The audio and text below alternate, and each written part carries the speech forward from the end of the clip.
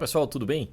Olha aí, a nossa 32ª aula de trigonometria com teoria em função trigonométrica. Que função vamos ver hoje, Tony? Bom, vamos ver a função cosseno. Como nós já vimos, você também já assistiu às aulas anteriores, já está familiarizado, já não vou mais tratar daqueles detalhes que eu tratei da função seno, toda aquela introdução àquele conceito. Vamos direto ao assunto, como você bem gosta, né? Então tá aqui, ó, eixo Y, eixo do X, tá certo? Eu tenho aqui o gráfico, tá? Dá um zoom nesse gráfico. E a gente já sabe onde está o valor de x0, π sobre 2, π, 3π sobre 2 e 2π. A gente já estudou isso, já falamos isso na função seno. O que vamos fazer aqui? Simplesmente assim, eu tenho a função y igual a cosseno de x. Conhecemos o ciclo trigonométrico. Né? Temos aqueles pares ordenados que nós fizemos lá na função seno, tá certo? Então, olha só, sabemos que o cosseno é o consono, né? É o eixo, associado ao eixo x.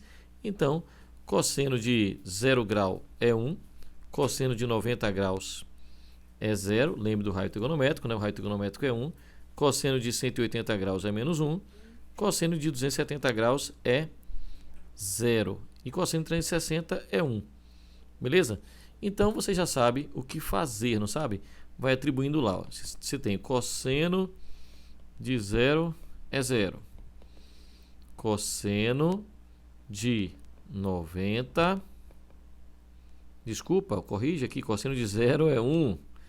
Cosseno de 0 é 1. Cosseno de 90 é 0. Cosseno de 180 é menos 1. Cosseno de 270, ou seja, 3π sobre 2, né? É 0. E cosseno de 360, ou seja, 2π, é igual a 1. De posse disso, vamos marcar os pares ordenados. Quais são os pares ordenados, Tony? Bom, quando o x é 0, o y é 0. Desculpa, de novo, quando x é 0, o y é 1. Estava desenhando distraído aqui. X é 0, o y é 1. Quando x é π sobre 2, o y é 0. Quando x é 3π sobre 2, perdão, π. Quando x é π, o y é menos 1. Quando x é 3π sobre 2, o y é 0. Quando x é 2π, o y é 1. Daí você vai marcar esses pontos no seu gráfico, né? Vamos lá então, marcando os pontos no gráfico, o par 0 e 1. O par 0 e 1, tá aqui. X é 0, y é 1. O par π sobre 2 e 0. O par π sobre 2 e 0, aqui. O par π e menos 1, tá aqui. O par 3π sobre 2 e 0. Prontinho.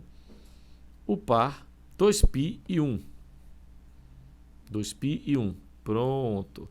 Então, quando você traçar seu gráfico, a função cosseno ela faz uma onda desse jeito. Poderia marcar pontos intermediários como cosseno de 30, 45 e 60, né? 30, 45, 60, que você também acharia os demais pontos do seu gráfico, né? Mas não necessita perder tempo mais com isso, que já fizemos na função seno. Como eu disse, a gente já vai agora adiantando do nosso lado. Se eu continuar, essa função, olha, vai fazer esse desenho, né?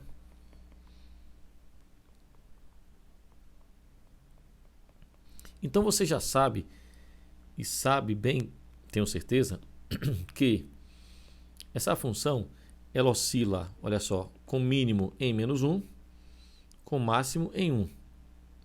E no eixo horizontal, isso aí falando de imagem, né? De menos 1 a 1, concorda? E amplitude também. E no eixo horizontal, a mesma coisa, você tem de 0 a 2π, você tem um gráfico. Depois disso é repetição, né? Ah, Tony, beleza, então o período é 2π, né? Isso mesmo, mesma coisa. Então, olha só, tudo que você aprendeu da função seno serve para a função cosseno. Fácil, né? É a mesma coisa como eu disse a você, tá vendo aqui, ó? Ó. Então vamos escrever. Escrevendo lá. Essas coisas que nós falamos, né? Vamos lá. Domínio. Qual é o domínio dessa função?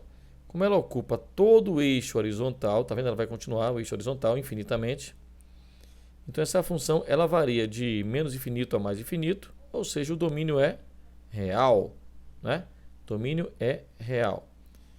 A imagem dessa função, a imagem dela, ela varia de menos 1 a 1.